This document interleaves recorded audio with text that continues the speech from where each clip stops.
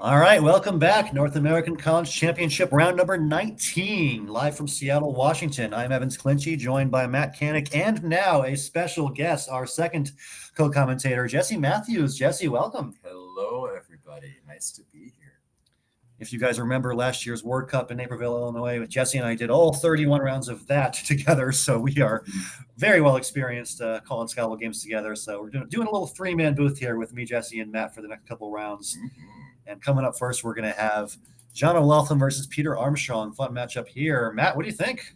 God, they're both such strong players, no shortage of accolades and championships between the two of them. But again, that's this entire field, man. Everybody here is so good. I'm just here to learn words, to vibe, and to watch the awesome clinic that these guys put on. Absolutely. It's going to be great. So it looks like these two guys are still sitting down and chatting at the table for a little bit. I guess they're not getting started right away, but I imagine we'll see. Scrabble begins shortly. Okay, it looks like Pete is going first, and he's going to draw his opening rack momentarily. For those of us jumping on the stream later, I know I've seen that number kind of trickling up. Evans, tell us what we're watching and what's at stake here. Yeah, so this is the big Coco event of the year. This is the College Championship, and the format of the event is we're going to have 24 preliminary rounds followed by a 4-player playoff. So this is round 19 of 24, where it's the final day of the preliminary games. So we're getting pretty close to finding out who our top 4 players are going to be, who advances to the knockout rounds on Monday. And currently, Dave Wiegand is in dominating fashion, 14-4, all alone in first place, 3 games up on the entire field. So it is extremely likely that Dave is going to be one of those final 4. And so we're kind of pivoting to the race for who gets those other 3 spots, which is why we're watching John play Pete. Currently, John's in 4th place and Pete's in 5th. So they're both very, very close to that bubble of who makes the top 4 and who doesn't. We got 5 players that are in 2nd place, basically tied at 11-7. It's Colton Kaler, Alex Seaholm, John, Pete, and Kevin Fraley. So it's likely, but not certain, that out of those 5 guys, 3 of them get in. But then there's a whole bunch of other players with 10 wins. We got Rob Verbinski, Puneet Sharma, Quinn James, Austin Shin, David Whitley. I'm just going to keep naming really, really good Scrabble players, and unfortunately, only 3 of these players, plus Dave Wiegand most likely, are going to make the final 4. Very competitive bunch. All right, Ohone is the opening play from Pete here. He keeps A-N as a leave, and that dastardly Pete plays it vertically. He played it vertically. We'll point out, this is important to know, OHONE does not take any hooks, as far as I know. No S hook, nothing else. It is an expression. That comes from the Emerald Isle, I believe, if I recall correctly. Ooh. It is Irish. Can be spelled OHONE or OCHONE. Yeah, Try to get phlegm in there. An interjection of lamentation. Oh, I actually see the definition in the chat. There we go. Irish. I was right. The Emerald Isle. Nice. Very good. Do you know how to pronounce it? Well, if it's a C, like Matt was saying, there's probably some phlegm involved. So probably like Ohone or something like this. But I don't know. Irish is weird as a language. My personal trainer that I work with sometimes in Vancouver, he is actually Irish, so he could tell me, but couldn't tell you. So Ohone John, your bingo does not play. He had a 10 all into an L lined up, but unfortunately no L was provided. Yeah, everybody's favorite beta blocker, atenolol, actually a subpar beta blocker. Get on a different one. I'm a pharmacist. I'll be here all day. I was going to say, that's the person who would know for sure. I see in the chat someone has put, what determines who goes first? Is it just a coin flip? I mean, that's actually more or less how they used to do it, but I don't know. You have it with it tracking fewer first, right? Otherwise random, if not? Pretty much, yeah. We've got a computer program that spits out numbers, and I just trust it. But pretty much I think what it does is compare how many firsts each player has. Whoever's got fewer gets to go first, and then it flips a coin if they're equal. There you go. Yeah, it all kind of balances out in the end, which is why I think it's hilarious when players complain about their number of firsts and seconds, like take the Wambulance back home on your way. Wham. Yeah, we had one player complaining about how few firsts he had on the first day. I won't name him, but his name rhymes with Schmolten Schmaler.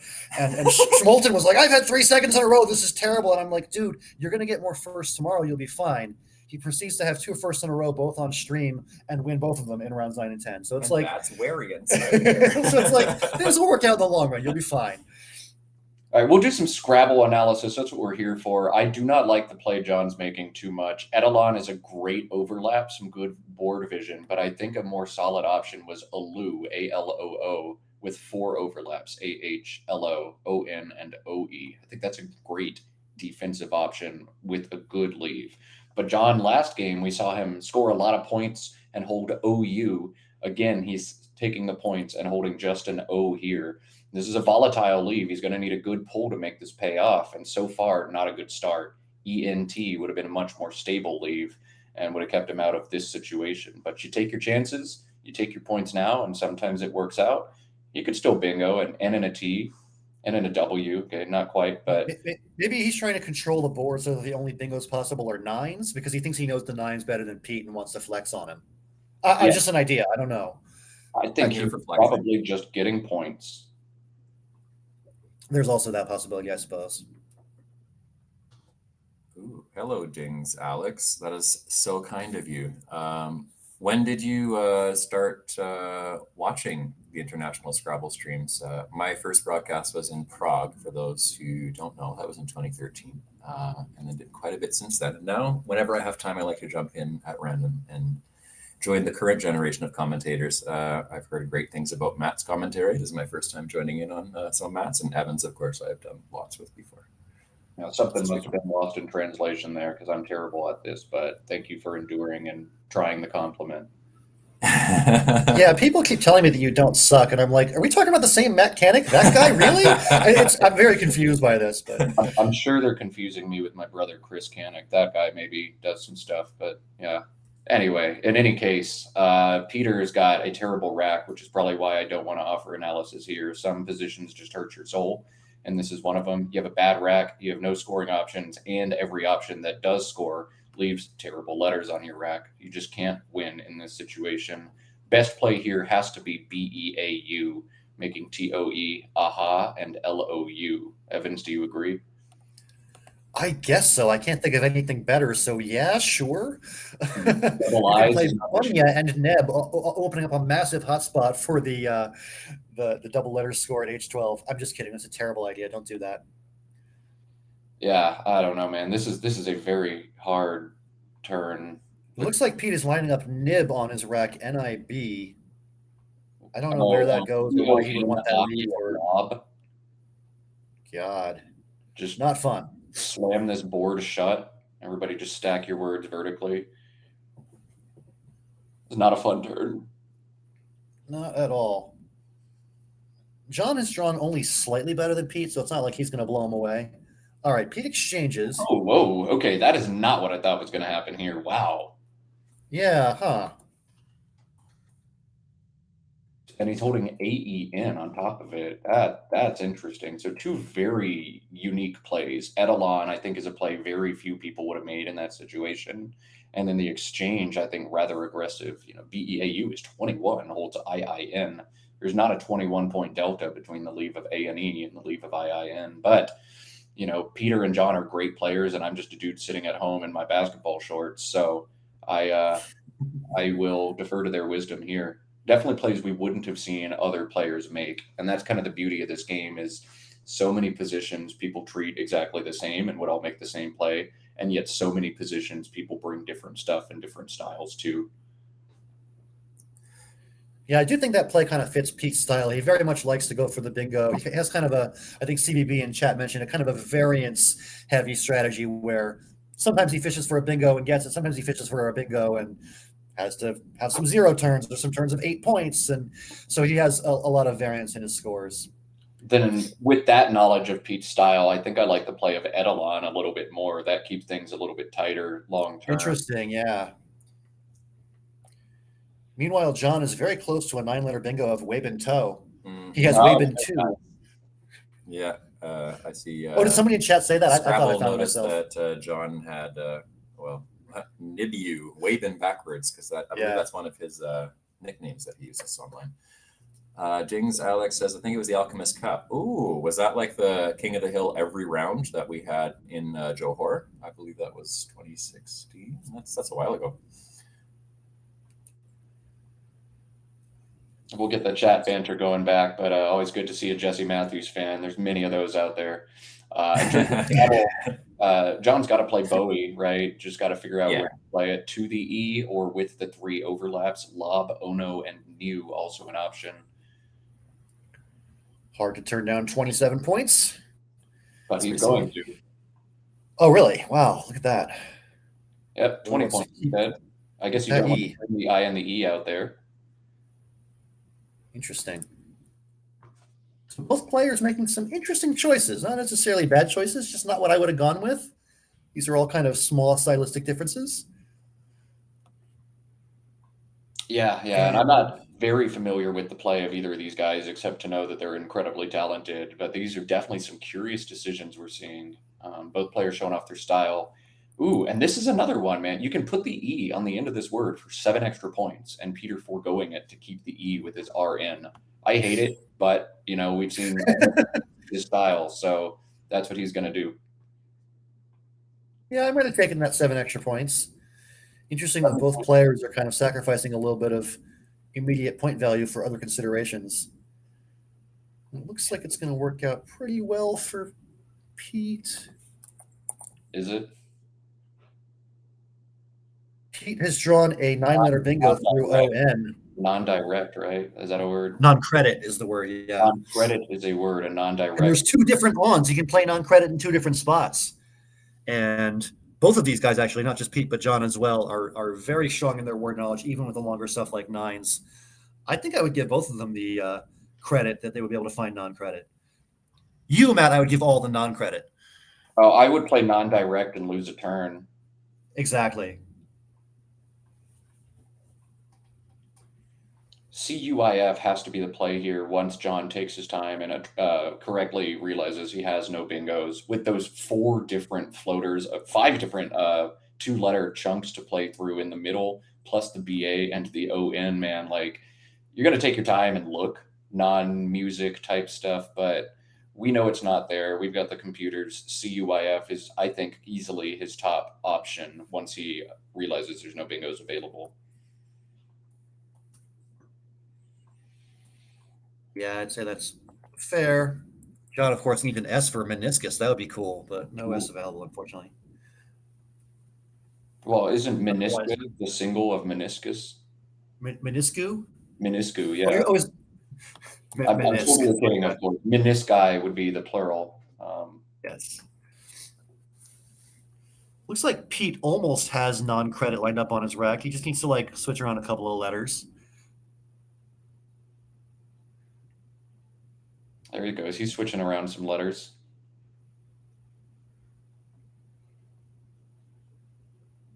Looks like somebody in chat is checking NECU mines. Unfortunately, that is not a thing. Keep on trying to will a 9 into existence. Maybe it'll work out for you. Computers that say that there are no 9s available. So, one of my all-time favorite comments on a live stream was the 2017 Worlds when Adam Logan was commentating the finals, and he was asked, "Is there a bingo in this position?" And he very calmly, quietly said, "Quackle doesn't see a bingo here, and I don't see a bingo here, so there's probably not a bingo here." Great, Adam Logan. And I don't see it. 2 equally valid authorities on the matter both say that there is no bingo here. Yeah. That's funny. So John taking his time here, as one should with this, but there's no obvious best play here. I mean, I think you're right, Matt, that if you know what all the candidate moves are, it's pretty clear that Queef is best, but that's only because we have the luxury of computers to tell us there's no better candidate option. Yeah, just that LO floating looks so good. OUS type stuff, OSE type stuff. You've got ism and you've got miss, you've got you've got IC, you've got all the prefixes and suffixes. This is such a hard one for John, and you want to make sure you don't miss a 9, but sad day. Very sad indeed. Not really. You're in the thick of contention on stream playing Scrabble on a Sunday. Things are pretty good, all things considered, but you would prefer to have a 9-letter bingo available, especially as you've spent now over 4 minutes on just one turn. Maybe he can play Muncie's, like cities in Indiana. Yeah, or baseball players in Los Angeles. Oh, there you go. Oh no. Well, he's thinking about Ficus? No. Oh well, Oh, now he's going to play Queef. Okay. you just telegraphed that S about as hard as you possibly could have. So that's keep in mind. Queef is going to come down, and now we'll see if the 9 comes down, and if so, where the 9 comes down, and which 9 comes down. The real one or the phony one. But non-credit plays in 2 spots through either one of the ONs. And then if it does come down, we have the extra layer of, well, does that take an S? Oh, God, I have no idea. It shouldn't, not right? It does Probably not. It does It not. does not. Okay. 69-48 the score after CUIF. Looks like we haven't quite updated the score bug yet. My bad. I'm on it. Just 2 available There goes non-credit in the 2 spots. No 7s, no 8s available for Peter here. All right, accurate score coming up. It's going to be 69-48. And it looks like John has drawn weird stuff. Yeah. I don't think there's much you can do with MNI-ness. NIMS or something. Lomniness. Yeah, I don't know what he's got in mind there. I don't know. So non-credit, the only option here for Pete. He's got to find it. If he doesn't, he's got a pretty sick backup option. CITED plays with 5 overlaps, just building us a nice little 3x5, like true crossword. So that would be a pretty good consolation that scores very well despite hitting only 1 premium square. 31 points is cited. Great question in chat by Long Termist here. If John did not have an S, would putting down Ficus as a bluff to trick his opponent, thinking they had the S, be an acceptable strategy? If I were directing, I would give you one warning. You should not be doing that over the board. You should not be deliberately trying to mislead your opponent like that. Now, I also will preface by saying I do things like this a lot because I'm legitimately thinking, but I would never fake having that S just to throw off my opponent. You can't put down FICU, grab a letter, pretend to put it down, pick it back up. That's deception, and that is taboo as far as I'm concerned at my tournaments. Though I don't know what Coco rules are, Evans. I don't think this is specifically addressed in the rule book, but I think there's a kind of a general rule in Scrabble of try not to excessively use the board as what's called a workspace. Don't like put tiles down, move them around, move them again, think about this, think about that, move that again. Like just pick one play, put it down, and leave it at that. Obviously, people, occasionally make little tweaks here and there to their moves, but try not to do it too much. Yeah, I don't think it's explicitly addressed in the rules. And yeah, Conrad saying he would let it fly in his tournament. Different directors do have different, tolerance for certain things. I would say you shouldn't be doing that, and I would warn you to stop. And if you did it again, I would file an incident report. But yeah, I mean, it's just tough because I don't know if there's like a specific rule saying not to do it, or if it's just kind of like, yeah, as Seth says in the chat, it's not illegal, just icky. I think that's a good description of the situation. Yeah, I think that's a really good way to put it. Some of the things in sports, like, yeah, you could do that, I suppose, but you really just shouldn't. Wasn't it true for a long time that like baseball didn't forbid steroids actually?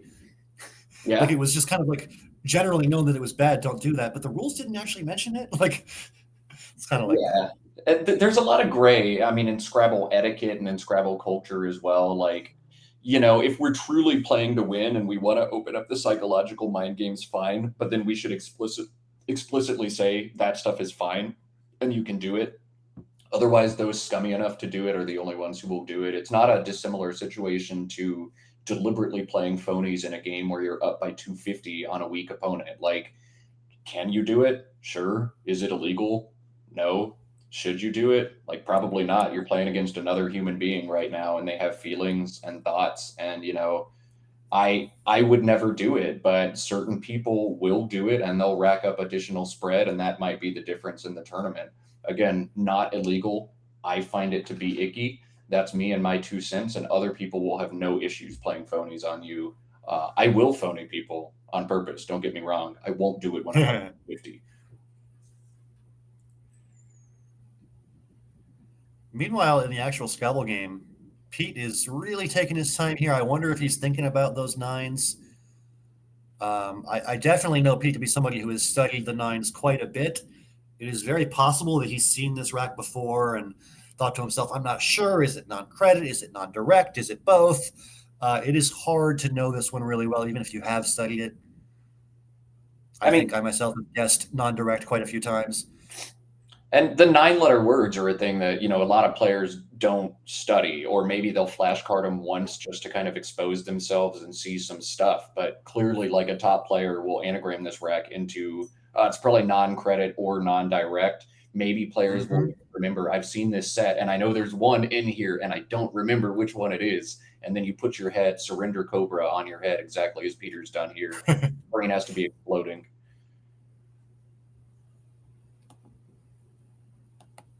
So Pete's down to 15 minutes already. Wow. Pretty early in the game to have already used 10 minutes off your clock, but this is a decision that you don't want to get wrong. It's huge. It's huge, man. The difference between bingoing and not bingoing. And then I don't think Peter has even started to think. I think he's now finally decided, okay, if I don't bingo, what do I do here? You haven't even considered that. And there is one really cool non-bingo play. He can play cited CITED overlapping all 5 letters in a hon or whatever that word is, forming a bunch of valid really awesome if he did that. Yeah. Not as awesome as the bingo, but it's semi-awesome, I suppose.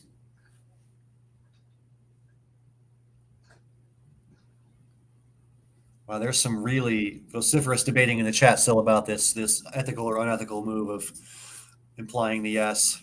I'm just sipping my coffee. Like, just picture that, Cardi B with the teacup and like looking over at the side. That's me right now with my coffee cup. It's like, ooh, it's getting hot. Yeah. And again, like, there's not ever going to be a clear and defined answer. And so much of this is you can't actually truly know somebody's intent with a decision like that. And we can go back and stir this pot while we sit here watching Peter struggle with an incredibly difficult rack. Man, I don't know. I mean, yeah, it also depends on your opponent, man. Like, Seth is referencing now the story I was about to tell anyway. I was playing Seth, and I know he's got a reputation as being an awesome dude. And I love having fun over the Scrabble board with people I know can have fun back with me. So I set down ERG on my first turn with the R on the star. And I said 8, pretended to hit the clock, and then hooked OTIC behind it and bingoed for like 80 on the first turn. And Seth was like, if I didn't know that you were a really nice guy, I'd punch you right now. So, opponents, who has fun, who doesn't, who can handle things. And I'm always coming to these tournaments to have a good time and smile and make jokes. I don't mind if people play games with me like that at all. But, everybody's different. All right. So Pete does end up playing Sid, CID, bringing us to a very nice score of 69 and 69. Speaking of jokes, nice. Yeah. All right. Stop the freeing, guys. This is what we all came here for. Game over. Yep. Tie. And John has drawn, interestingly, no bingo or anything, but a couple of S's. And I don't know. We'll see what he does with this. There's not any super great standout star play. He'll probably have to play off a couple of consonants and try to score what he can. One of those turns where you just sit there, shake your head, say everything sucks, and I'm probably missing a really cool play, and then just play like Sin underneath Flan for nothing. And then it turns out that's actually the best play, and you did fine, and you were mad for no reason. Yeah, or there's like 7 plays that are all exactly the same, and it just kind of you draw. I like Sin quite a bit. There's also, you could play something forming flame that you mentioned, like when or whens or whems. But yeah, these are all like 20, 22 point plays, all pretty similar. That gets very interesting. If you're going to make a flame play like WEN or WEM or W, do you put the S on the end? You've clearly already telegraphed an S to your opponent. But if you play WENS and stick that second S on for 2 extra points, you're telegraphing at least 1 more on your rack. So how much information have you given away for free? How much more do you want to give away for free? And how much do you want to try to balance your rack? it's easy to fall into these traps in Scrabble of getting 2 S's on your rack, and you don't really want to play either one, and you just sit there with 2 S's on your rack forever, mucking things up. Me, I just play the S's. I don't care. I'll just be like, yeah, 2 points, sure. But everyone's different stylistically in that regard.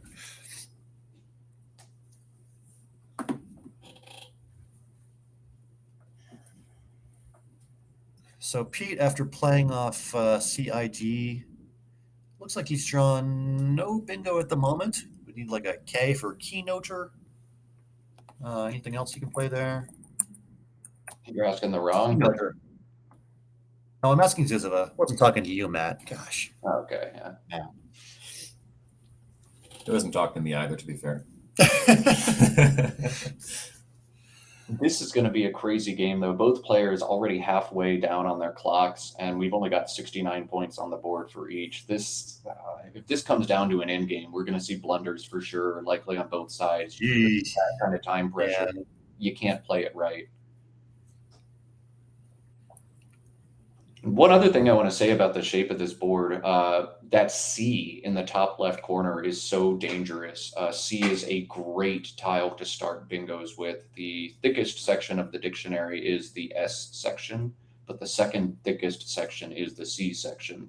More words start with C than almost any other letter. It is dangerous up there, and that spot could easily get thwacked with the parallel play on top of Bowie, but it doesn't seem like either player is looking at that spot right now.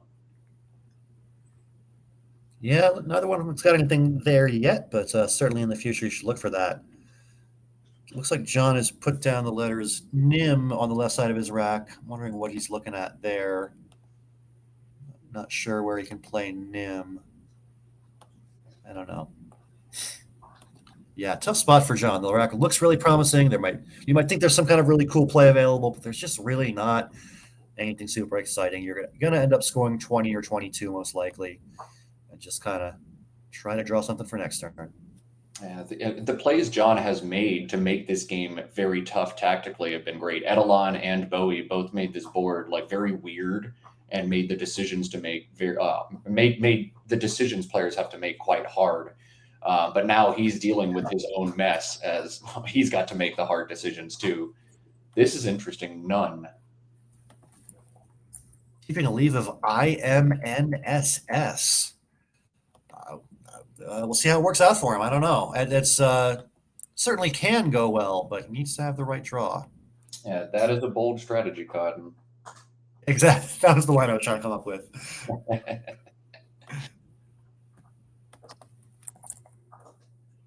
We'll see. With this keynoter. We'll see how it has a couple of ways. Yeah, exactly.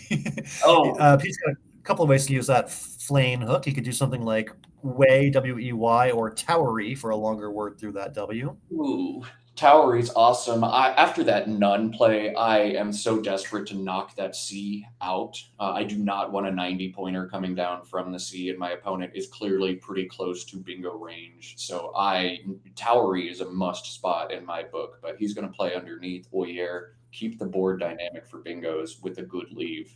I think that's risky. Certainly is, but it's a risk that's going to work out okay because John has just drawn super weird stuff. The D and the X. It's too tight to draw. Smiling at you as it trolls you. XD. He's probably keeping this X though. He's got, like as the chat points out, 2 X bomb spots. All he has to do is draw like a, E, or O, and then he hits it in both. So, but then what do? Do you play a hind? Yeah, it's like there's not many options in the meantime. A hind is, I mean, it's an option. You can play Minds and Edelons for 20, keeping SX. Oh, that's what he's going to do. Oh, I like it.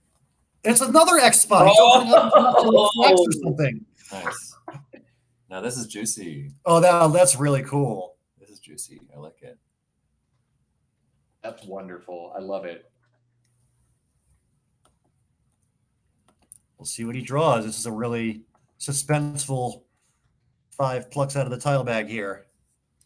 Meanwhile, Pete has drawn epitant, a 7-letter word that I don't believe is going to play. No spot for epitant, but he can score some points. probably in, sadly for John, the spot that he just opened with mines, something like a tap. Other spots. That was the brilliance of the play. I don't care if that was. Yeah. And a nod from, he's in the chat. William Anderson. Yes, I believe it is strong. Agreed. He's got a bingo, guys. Patinate is going to play, right? No. No, it's one off. There. No, yeah, it doesn't fit. Okay. Ignore me. Done. Just kidding. Do you mean continue ignoring you, or what are we talking about here? Say less, Matt. Yeah.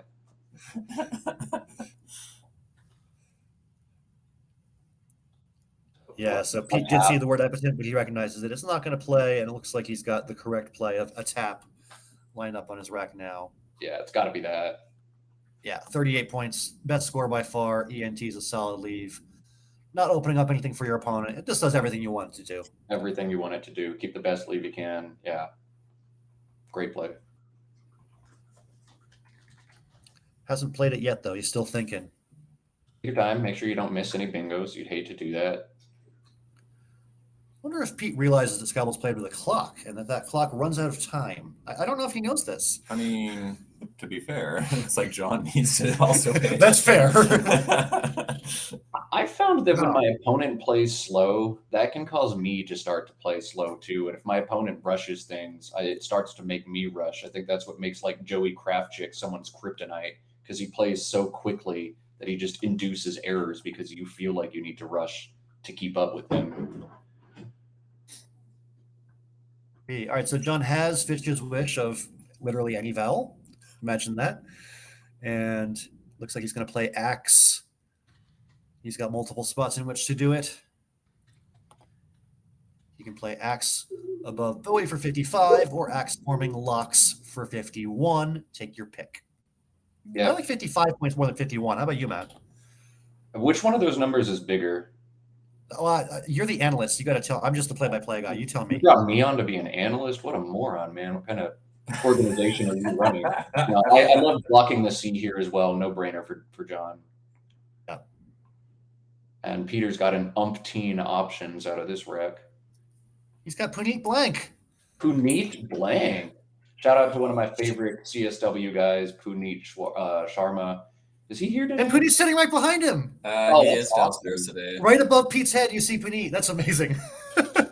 I like that you almost said shawarma the first time, Matt. Yeah, shawarma is delicious, but that is not his last name. No. I've spent too much time in Toronto, too many late nights having a shawarma at 3 a.m. It's either that or poutine. So sometimes shawarma is the option. There is one. Oh no, there's no playable bingos here. Sorry, Puneet. There's nothing at all. Sad day. Sad.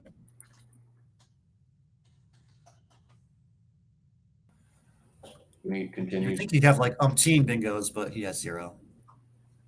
Upteen bingos, but 0 to play. Yeah. PE and LOP and BAYE, I guess. Keep tune and get another non-playable bingo next turn. Seems like a good plan.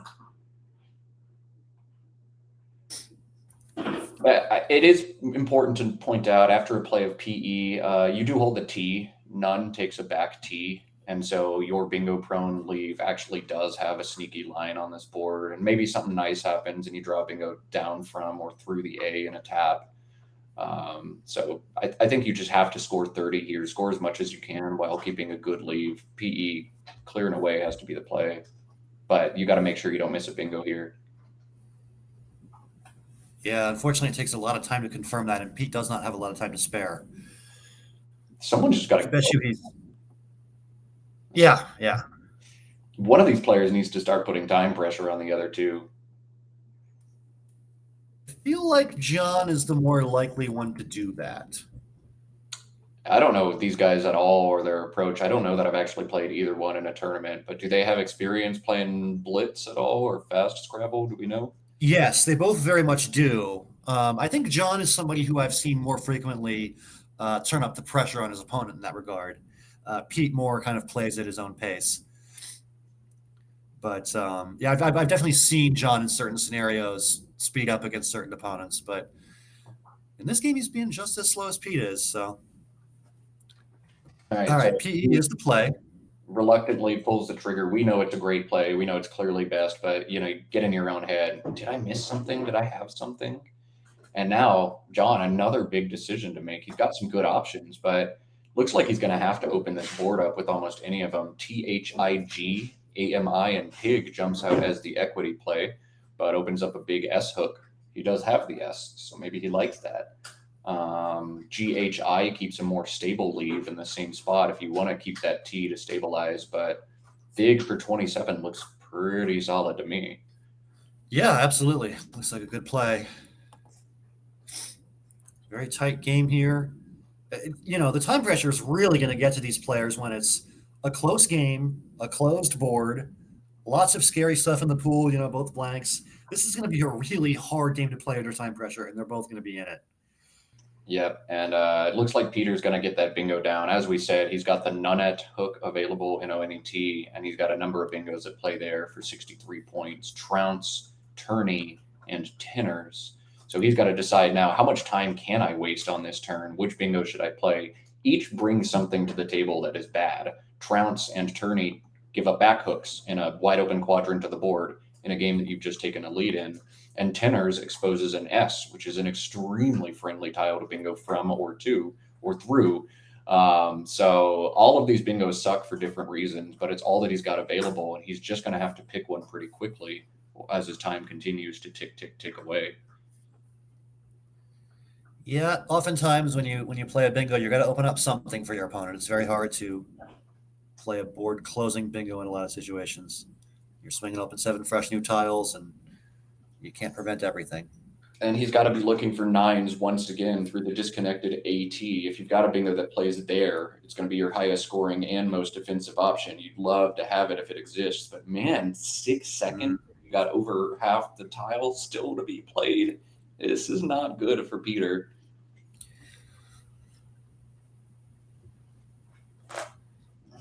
Yeah, you just can't take too much time here. You got to just pick a bingo and go with it. 45 tiles still on scene. Only 6.5 minutes to play them. Not good. It's also not obvious that Nunette is a hook available to you. It's not the easiest thing in the world to see. The fact that finding Nunette is the only way to bingo. So yeah, jeez. Meanwhile, John has drawn the Z, which is kind of garbage on this board. There's just nothing for the Z. Don't really know what he's going to do. I'm so glad I'm here in the booth and not having to make these decisions, because almost every single one of these has been extremely hard all game, with just a few exceptions. I think PE and AX and a tap, just about the only 3 oh yeah, that's definitely what you do here. Yeah, really. I mean, we've seen some creative stuff, like John coming up with mines, opening up more X hotspots was really cool. The neatest thing about mines too is he did it very fast. Yeah, it's harder to tell that it's a setup when it's played so quickly. It's true. Yeah.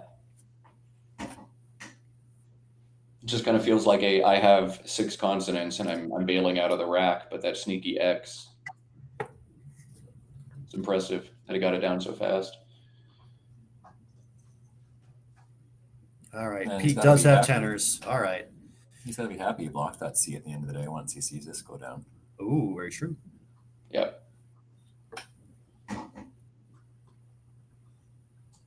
Looks like John courteously passes the blank slip to Pete so he can mark his blank. And this sounds like Azorial or something similar right after. Pretty easy points. You guys know how in the NFL, late in the game, players will lay on a player for a second or two to stop him from getting up and chew the clock. The Scrabble equivalent, while we're having this ethics conversation, is if your opponent puts down a blank, can you just grab the blank slip and throw it on the ground, make them waste 2 extra seconds to pick it up, or move it to the other side of the table and make them lean over? Is that ethical? I feel like there is provision in the rules. It's been a while since I've read them, but I feel like there is a provision in the rules to override penalties in that case, where you could decide not to have the point penalty. Things may have changed, but I read a different organization's rule book back in the day where there was spirit of the game ability for the director to override, and I feel like you could probably take away the point penalty in that case. But I don't know for Coco what it is. Yeah, I'm not sure exactly either, but a lot of times rule books have a little bit of just director's discretion kind of stuff built in there, just in case there are some weird edge cases that need to be resolved. All right, Zoril does indeed come down from John, and that puts him just barely in the lead, 232 to 227, with Pete on turn. Good job by John to play quickly as well, because as we've been saying, time is of the essence for both players. I am very scared of that Z if I'm Peter. I like playing BAYS or something in that vein to make it go away. I don't want to give up a no-brainer 45-point play in a game where we're both under time pressure like this. I'd like to take it away if possible.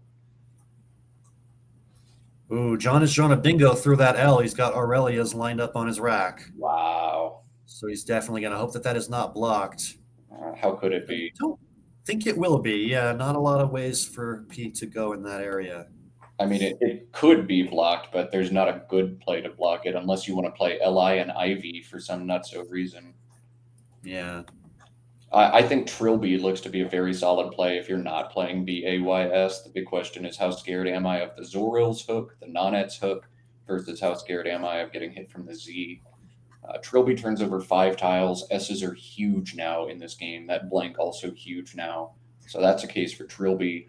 BAYS scores awesome and knocks out the Z. So that also makes that play awesome. I don't know which one I like more. They're both nice. Yeah, it's pretty close. I think I lean toward Bay, but most importantly, I lean toward doing something fast. Do it. Just play something. Pete's down to 3 minutes. 34 tiles still to go. Yikes. 2 minutes. My goodness. Oh, man. This is going to be really hard to call for us the last couple minutes as well, as we'll get like 3 seconds of analysis on Peter's moves. Yeah, and I'll be scrambling to update the scoreboard fast enough. And yeah, all right. So is it Braze that comes down? Braze, Yeah. B-R-A-Y. Okay.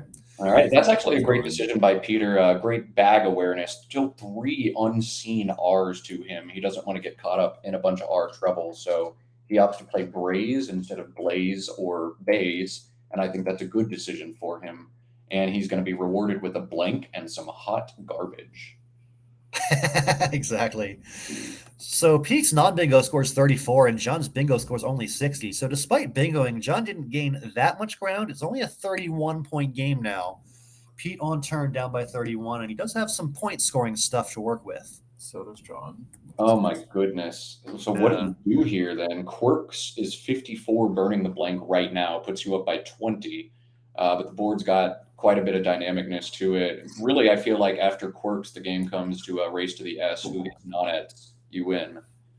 Luke is a really nice option, making LOY and KI 34 points, holds IQ RV blank, which is not all that hot. But, if you want to try to score with the Q, or you can go crazy and play VAKIL through the bottom A in Aurelia's, holds QR and open board up.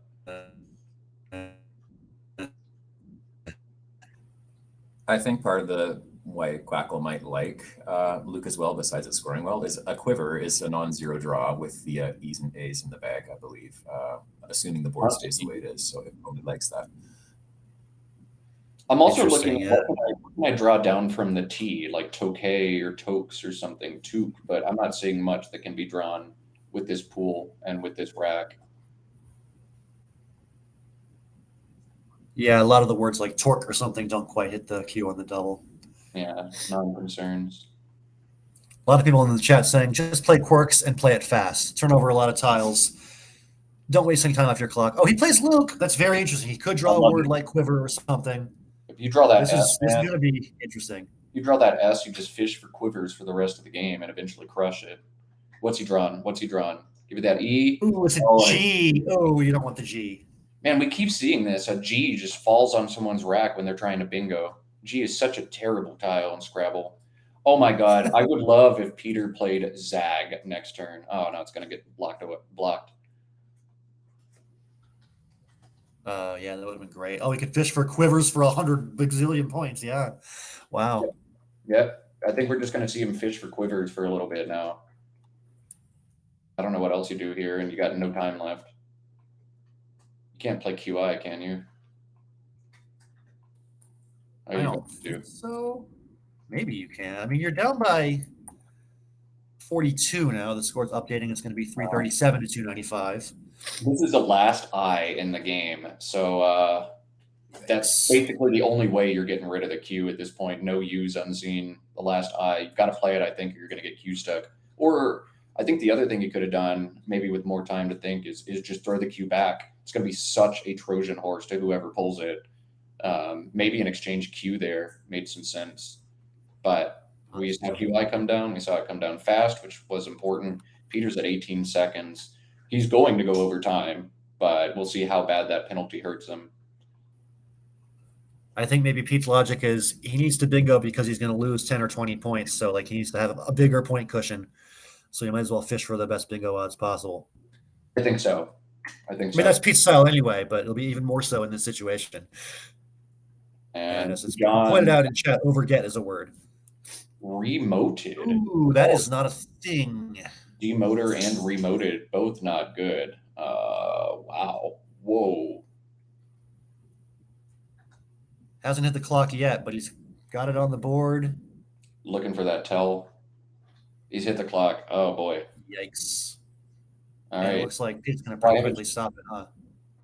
Or wait, is he? Yeah. He neutralized the clock, I think. I think he didn't know how to neutralize the clock. He hit the wrong button. His It's clock's running. Oh, geez. Okay. Yeah. It's one of those, I guess, iPad clocks. So you push the giant red button in the middle of the iPad, that stops it.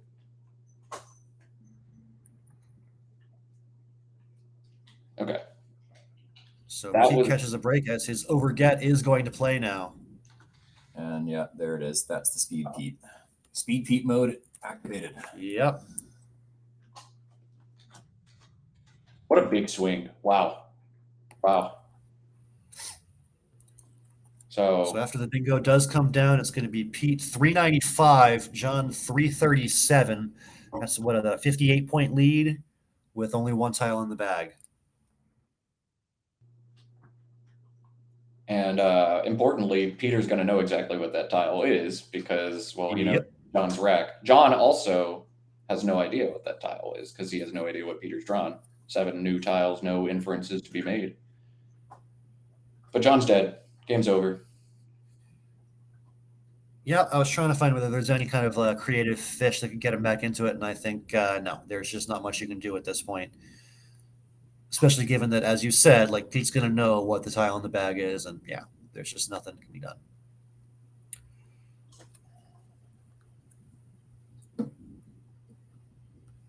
Oh, Peter's left the E in the bag.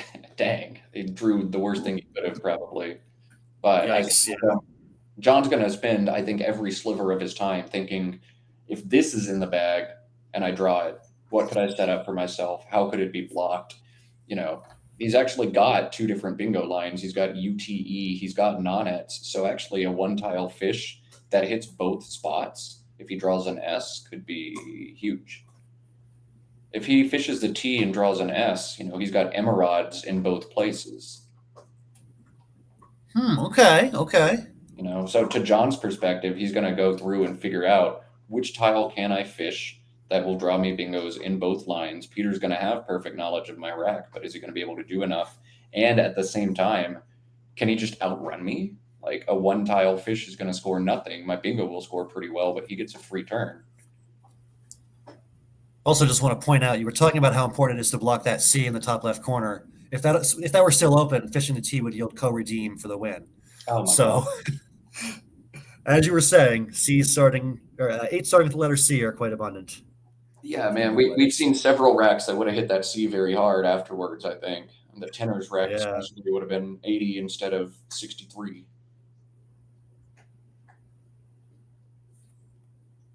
King of Lettuce points out Arrow Team will be quite hard to block, assuming it were hit.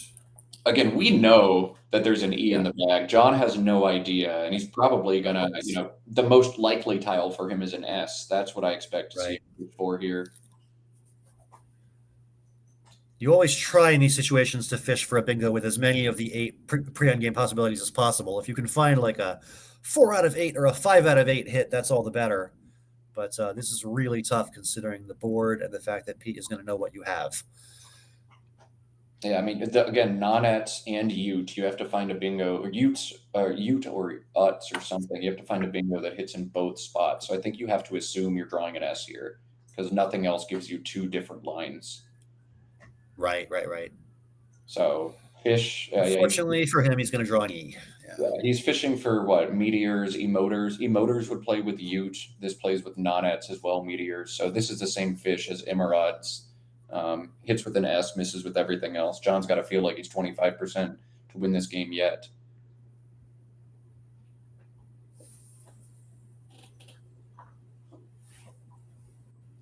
Cute. Nice try. Go get your S. It's not there. Game over. Yeah, so he's going to draw Aero Team. Wait, but he's going to get the E, right?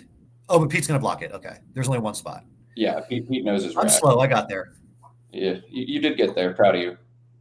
All you need to do is block, Pete. You can do it. Well, he has no time. If there's a chance That's he's true. mishacked during some of this time pressure, this could be spicy. But if I'm Pete, I'm touching every single S in the game. I'm touching the one in Aurelia's. I'm touching the one in mine and the two on my racks. I'm certain that there are no S's. I don't have to block none-ets, and I just block the other spot and win. But I would hate to lose a game because I didn't count the number of tiles correctly, even though I double counted them twice, right, Will Anderson? So I would physically touch each of the tiles. Good game. Nice block from Peter. Under intense time pressure, he immediately realizes from the tile tracking, John has Aero Team. I must block Aero Team. And John's going to challenge because that's the only way you win. Desperation. Yeah. This was a good one. This was a really good one. And once again, it came down to one pivotal word knowledge mistake. John in the last one made the tough call on unsoftly, which got knocked off. And this one, that same DEEMORT rack, the attempt with remoted, knocked off, and bingoed on in the same spot. Big swing for John. And Peter does a nice job with what we thought was going to be intense time pressure, saying, I don't even care, man. He's got that dog in him. And he came on to win. Looks like Pete's going to escape with only 20 points of time penalties. Could have been worse. Hey, if he wants to, he could make it 30 here. I mean, you can make it 80 if you want, but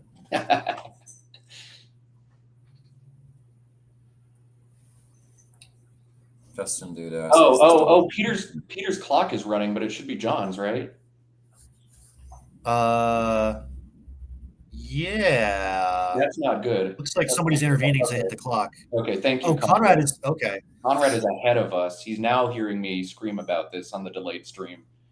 Nice directing, Conrad. That's A+. A+ directing. Clutch. Or if one of you tipped him off in chat, A+ chatsmanship. Several people in chat helped. Yeah, it looks like. Whoever texted Conrad immediately, you're the clutchest clutch. Clutch you clutching clutch. Calm down.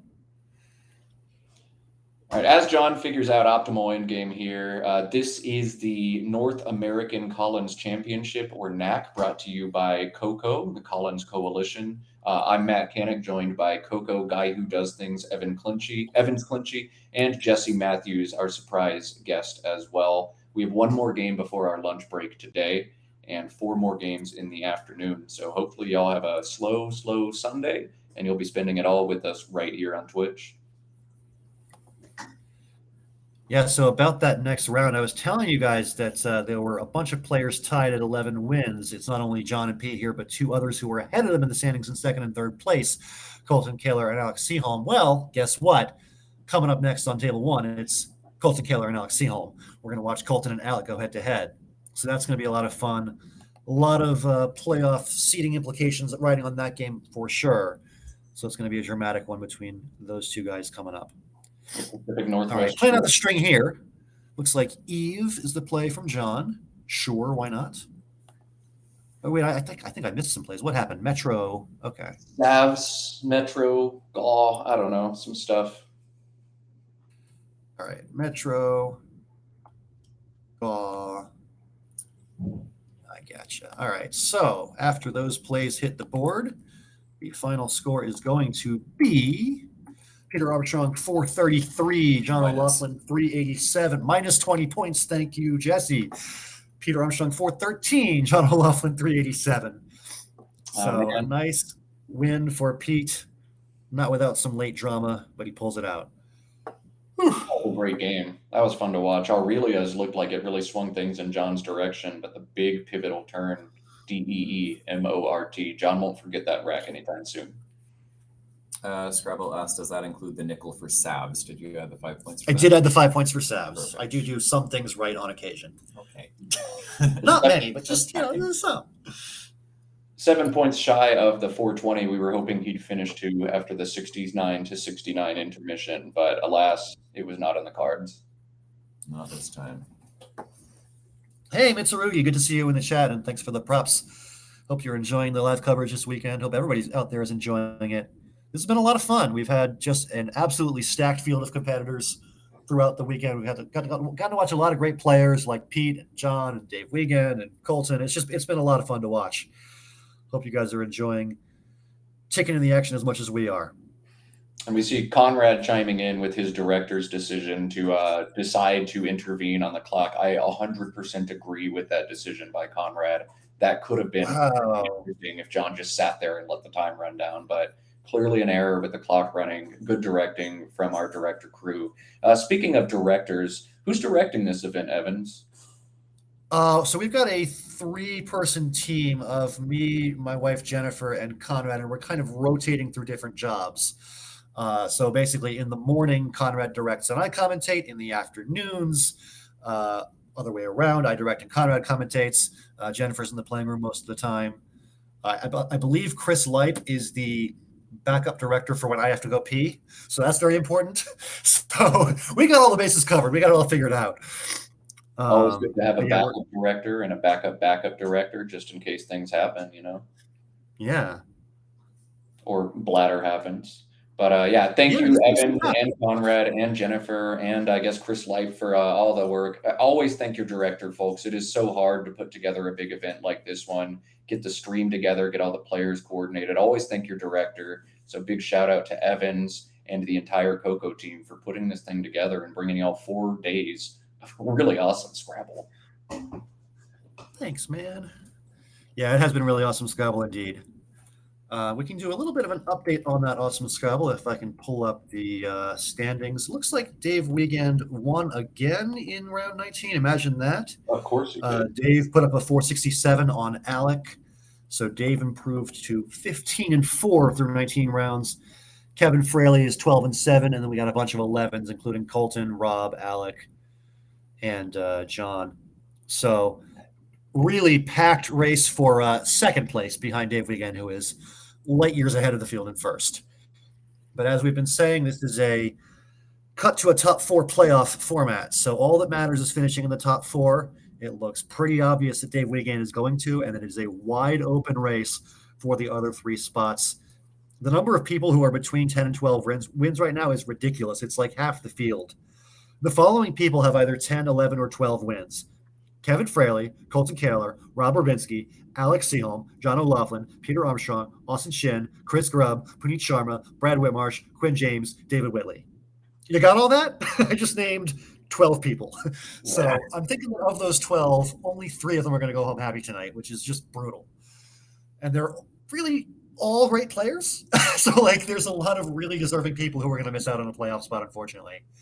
You could have also started that list with, I'm going to read some of the best Scrabble players in North America, and that would have been a valid sentence as well. That's just so crazy. Yeah, pretty much. Yeah, so it's going to be a really, really exciting afternoon. I believe we're going to have a few more special guests come by and give some commentary. I think Conrad's coming back in the afternoon. We're going to have Mike Frentz back, I believe, for a few games this afternoon as well. And maybe some other special guests, I'm not sure. But it's going to be really, really exciting rounds 21 through 24 as we've got so many great players competing for so few playoff spots. And don't forget about round 20, which is coming in just a few short moments. Oh, yeah. The number after 19 is 20. See, this is the kind of analysis that I pay you the big bucks for. Yeah. Am I getting paid to do this? So does he get like a gift card to like Trader Joe's or something? Yeah, I don't know. How do you know gotta I get love that. Trader Joe's? Wait, what? It's an American thing, honestly. Like flight attendants on layovers, we all go to Trader Joe's and buy stuff and bring it home. In my case, it's the spicy guacamole because life. It's super, super good. Also, they have chocolate truffles, like dark chocolate ones. that are Oh, super yeah. good. Both are excellent life decisions. I feel like most American Scrabble players love Trader Joe's. Yeah. I think there's a correlation there. There's also the everything but the bagel spice Yes. as well. People buy that and they actually legit sell it to each other back in Canada. It's like, oh, you can't have US layovers in your schedule yet. Let me sell you some of this spice. There's like underground black market trading that we do. What do people put everything with the bagel spice on? Everything. But not the bagel. But not on the bagel. On everything else. Well, so okay, we're gonna do a quick break because we have Colton and Alec coming soon. So very quick break, back in a few minutes, and more Scrabble very soon. Don't go anywhere. See you guys later. Adios.